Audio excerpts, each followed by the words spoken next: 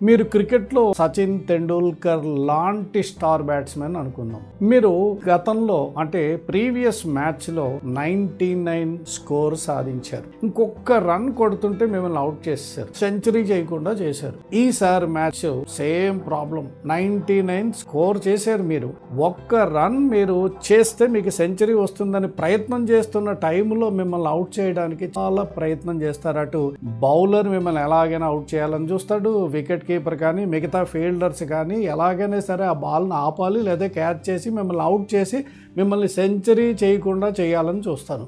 Life కూడా అంతే. లైఫ్లో కష్టాలు కూడా అలాంటివే. అంటే మనం అనుకున్న సక్సెస్ని సాధించకుండా అడ్డుపడే సిచ్యుయేషన్స్ కానీ అడ్డుపడే ఫీల్డర్స్ లాంటి మనుషులు ఉంటారు. వీళ్ళందరినీ కూడా మనం దాటాలి అంటే టాలెంట్ ముఖ్యం.